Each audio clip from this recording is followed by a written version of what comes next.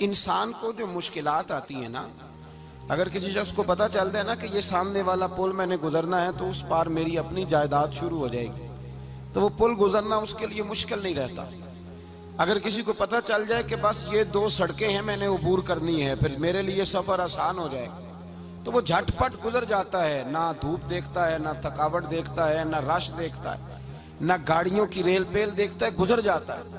اللہ کریم نے فرمایا بندہ مومن جان لے، اگر میں تجھے ایک مشکل دوں گا تو میں تجھے کتنی آسانیاں، چلے سارے بول دیں کتنی جی، کتنی اللہ تعالیٰ آسانیاں دے گا؟ 2 آسانیاں۔ ہم لوگ اچھا جب ہمارا ذہن بن جاتا ہے نا کمزوری کا، ہمارا جب مزاج بن جاتا ہے مایوسی کا، پھر معاملہ ذرا ہمارے لیے گمبھیر ہو جاتا ہے۔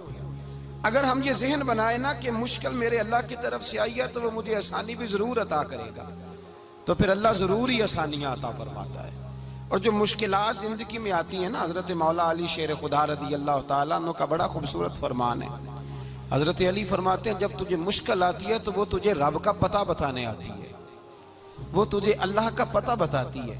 اس لیے کہ جب تو سارے اسباب کر لیتا ہے، جو ضرورت ہوتی ہے پوری کرتا ہے، تندرست ہو کے وہ کام کرتا ہے، پھر بھی کام نہیں ہوتا، تو اس کا مطلب ہے کرنے والا تو نہیں، کرنے والا کوئی اور ہے جو کام کرنے والا۔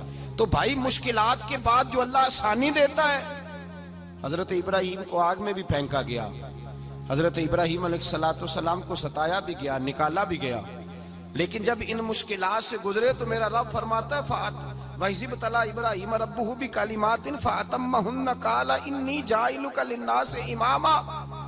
کہا جب ابراہیم پورے اترے تو پھر ہم نے انہیں امام بنا دیا۔ یا اللہ کس طرح کی امامت دی؟ فرمایا میں نے اتنی اعلیٰ شان عطا کی ہے کہ اپنے لاڈلے رسول کو جناب ابراہیم کی نسل میں پیدا فرما دیا ہے، میں نے مصطفیٰ کو ان کی نسل میں پیدا کر دیا، قیامت تک کے لیے ان کا وقار بڑھا دیا۔ اللہم صلی علی محمد وعلی آل محمد کما صلیت علی ابراہیم وعلی آل ابراہیم، ان کی عظمت بڑھا دی، اس لیے کہ جب وہ آزمائش سے گزر کر کے آئے پھر جو آسانی دی۔ میرے نبی پاک صلی اللہ علیہ وسلم نے دین ابراہیمی کی بہت ساری چیزوں کو رکھا، کہا میں ملت ابراہیمی پہ ہوں۔ جب کوئی مشکلات کو عبور کر کے آتا ہے، جب کوئی تکلیفیں سہ کر کے آتا ہے، اس کے لیے جو اجر ہوتا ہے، اس کے لیے جو پھر اللہ کتنی ذرا بڑی توجہ کیجئے گا۔ لوگ سمجھتے ہیں فلاں آدمی مشکل میں ہے تو شاید مشکل میں ہی رہے گا، فلاں آزمائش میں ہے تو شاید میرا اللہ فرماتا ہے ایک مشکل دے کے میں 2 آسانیاں بھی دوں گا۔ تم مشکل دیکھ رہے ہو، مشکل نہ دیکھو، وہ جو اس کو بعد میں آسانی آنے والی ہے، اور ڈبل جو میں اس پر نعمت کرنے والا ہوں اس کو دیکھو۔ حضرت یوسف کو بھائیوں نے کنویں میں ڈال دیا تھا، اور جب کنویں سے نکلے تو مصر کے بازاروں میں بکے، اور پھر زلیخا نے الزام لگایا تو حالات بگڑ گئے، حضرت یوسف کو جیل جانا پڑا۔ کتنی کٹھن زندگی تھی، لیکن میرے مالک کو کچھ اور ہی منظور تھا۔ کنویں میں گرنے والے، بازار میں بکنے والے، جیل میں جانے والے، الزام لینے والے جناب یوسف کو رب کریم نے اسی مصر کا بادشاہ بنا دیا، اللہ پاک نے اسی مصر کا حکمران بنا دیا۔ یاری تیری سونا پر ازمیشاں تیریاں اگ، اے سونا پرکھیا جاوند آئی پہلو نال اگاں دے لگ، اس کے لیے تھوڑا سا جتن کرنا پڑتا، تھوڑے کٹھن حالات سے گزرنا پڑتا، تھوڑی آزمائشوں کا روپ دیکھنا پڑتا۔ ہم چاہتے ہیں کہ ہمیں چھیڑے کوئی نہ کوئی تکلیف نہ آئے، کوئی آزمائش، یہ ہو نہیں سکتا میرے بھائی۔ نامی کوئی بغیر مشقت نہیں ہوا، 100 بار جب عقیق کٹا تب جا کر نگی ہوا۔ ہم چاہتے ہیں کہ ہمیں کچھ بھی دقت نہ آئے، مشکلات نہ آئے، اور مشکلات تو انسان کو سنوارتی ہیں بھائی، وہ تو نکھارتی ہیں۔ کبھی پوچھا کرو جا کر کے کسی گندم کے دانے سے کہ تو کہاں سے ہو کے آیا ہے، کہاں سے نکل کے آیا ہے، تو وہ بتلائے گا کہ بڑے مشکل مراحل سے گزرا ہوں، اور پھر اللہ نے مجھے طاقت دی ہے کہ میں انسان کے وجود کا حصہ بناؤں۔ تو بھائی کٹھن مراحل، آزمائشیں، تکلیفیں، یہ انسان کو بڑا انسان بنا دیتی، یہ اس کے لیے ترقیوں کا پیش خیمہ ہوتی۔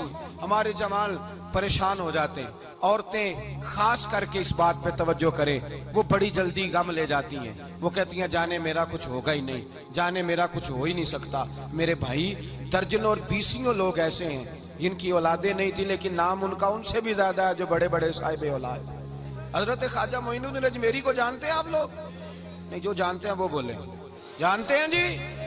लो जी काफी सारे जानते हैं, थोड़े जे रह गए ना मगर जानते हैं ना ख्वाजा साहब को, उनके किसी बेटे को जानते हो?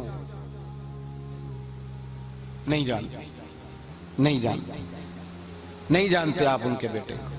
हजरत ख्वाजा मोइनुद्दीन अजमेरी रहमतुल्लाह ताला अलैह के बेटे को नहीं जानते, लेकिन वैसे आप हिंदुस्तान में किसी आदमी को छेड़ के देखे वो कहेगा मैं ख्वाजा साहब का रूहानी बेटा हूं। मेरे भाई यहाँ लोग परेशान हो जाते हैं कि औलाद होगी तो ये होगा, फलां होगा तो ये होगा। भाई ऐसी कोई बात नहीं। मेरे पास पैसे होते तो मेरा अब्बा बीमारी से फौत ना होता। जो मालदार होते हैं तो क्या वो बच जाते हैं? हजरत इजराइल उन्हें छोड़ जाते हैं? ओ खुदा के बंदे तू कैसी बात कर रहा है? याद रख, ये जो आजमाइशें होती हैं, ये जो तकलीफें होती हैं, ये जो थोड़े से मुश्किल हालात होते हैं। हजरत यूनुस अलैहिस्सलाम की दोस्ती होगी हजरत जिब्रील अमीन से, तो जनाब जिब्रील मिलने आए। हजरत यूनुस अलैहिस्सलाम फरमाने लगे, जिब्रील मेरा दिल करता है मुझे उस बंदे की मुलाकात करा जो अल्लाह का सबसे ज्यादा इबादत गुजार बंदा है। हजरत जिब्रील अमीन ले गए दूर दूर फलस्तीन के इलाके में और ले जाकर एक बंदे से मुलाकात कराई जिसकी दोनों आंखें भी कोई नहीं थी, दोनों बाजू भी कोई नहीं, दोनों पैर भी कोई नहीं, और उस बंदे की जुबान पर लफ्ज बड़ा क्या जारी थे, या अल्लाह तेरा शुक्र है, या अल्लाह तेरा, बोल के कहिए या अल्लाह तेरा, ऐ अल्लाह तेरा शुक्र है। शुक्र शुक्र कर रहा था।